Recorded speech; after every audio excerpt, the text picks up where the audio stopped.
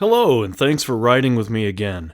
Today we're talking about a bike dear to me, the Indian Scout. The one I'm riding today is the Super Scout. I've owned plenty of big, heavy bikes, and I still do, but I really like the old school feel of a smaller American V-twin. Power button is here. Huh. Shorty windshield, cars.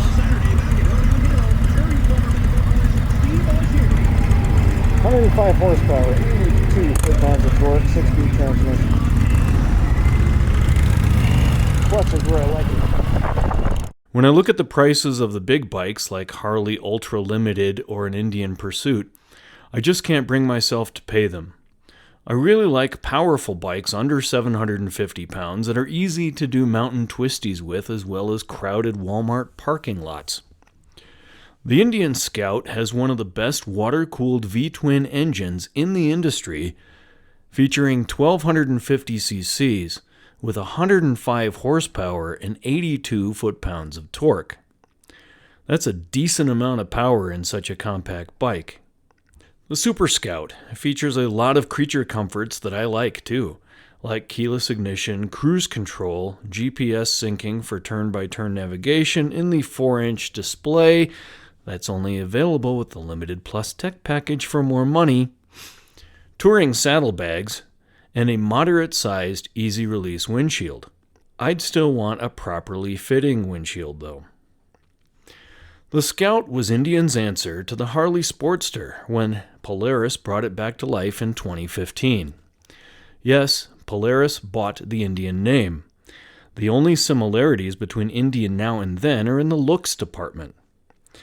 The new Scout blew away the Harley Sportster 1200 in a number of ways, even though its engine at the time was 1133 cc. It still had 100 horsepower, water cooling to keep the cylinders round, and a 6-speed transmission.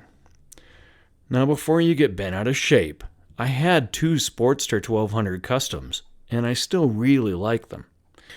That 5-speed transmission is kind of a limiter these days though. I even rode 2 up with mine, and I didn't see the need for a bigger Harley. The Sportster 1200s were a very good bike.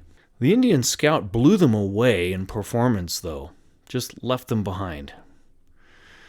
So why haven't I bought an Indian Scout yet?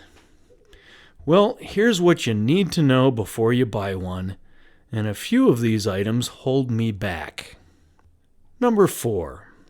The fuel capacity is only 3.4 gallons in a bike that may not have a fuel gauge depending on the age and the tech package. This makes long trips in the backcountry of the American West a cause for range anxiety for me. Now, I rode my Honda Fury to Sturgis twice, hitting nearly every gas station in small far-apart towns from Cheyenne, Wyoming to Newcastle. I'm over it. Give me a 5-gallon tank with a fuel gauge. However, this is one way they kept the Scout under 600 pounds. It's 589 pounds. And the newer Scouts do have fuel gauges. Number 3. The ground clearance is only 4.4 inches, and the shocks only have 3 inches of suspension travel. I bottomed out a 2016 recently on a well-worn pothole. My Fury had 3.5 inches, and I've never bottomed it out. I don't like the feel of bottoming out a bike. Maybe it just needed a shock adjustment, but you have to admit those clearance specs aren't much. I seem to recall Ryan at Fortnite saying the same thing about it. Well, that's how you get to a 25-inch seat height though. So low, nearly anyone can confidently throw a leg over an Indian Scout. Number 2. You need to know about the prices. Now, you may have noticed that American motorcycles hold their value longer than metrics. However, used American rides can be hideously overpriced at many dealers, including one of my local trusted dealers. Why? Because they know they can get it. It's kind of a P.T. Barnum thing. There's one born every minute. I was looking at a 2016 Scout in August that was beautiful, except for the raucously loud pipes and a worn rear tire. Now, according to the J.D. Power price that banks use, it was also $3,000 too high. They wanted $10,000 for it. At another dealer, an original year Chieftain that I was interested in was $5,000 over book value. Check before you buy, people. Check before you buy. Apparently, dealers figure that people interested in American bikes are too ignorant to know how to look up a bike's value on J.D. Power. And if they did, would they care? You should. Don't overpay.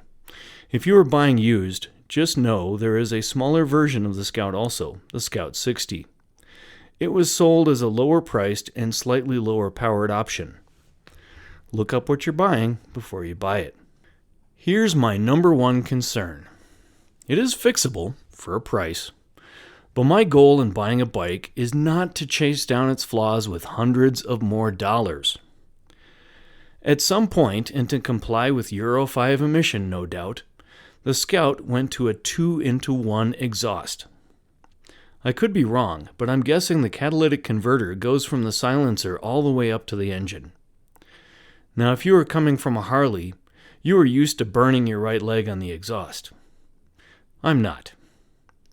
The cat converters on most of my other bikes are beneath the bike, so my feet get warm, but that's it. On a Honda Goldwing, nothing gets warm. You can't burn yourself on a Goldwing easily.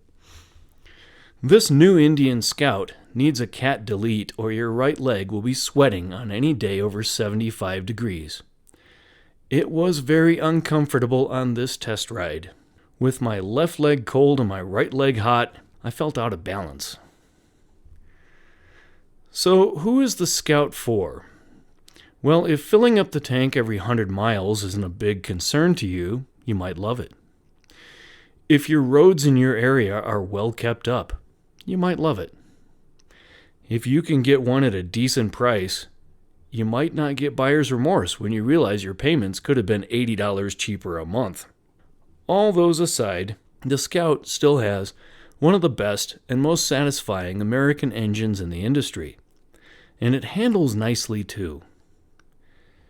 Now, I know I step on toes when I dig at American motorcycles, but I want you to know a few things before you fall in love with the sound of the pipes and then sell your soul for one. Just be informed. Watch the reviews. Take it for a long test ride, and instead of thinking about how much you love this bike, think about the things that might bug you later on down the road. Because buying a bike is like a relationship. You're going to be spending some time on it, or regretting it. Thanks for watching.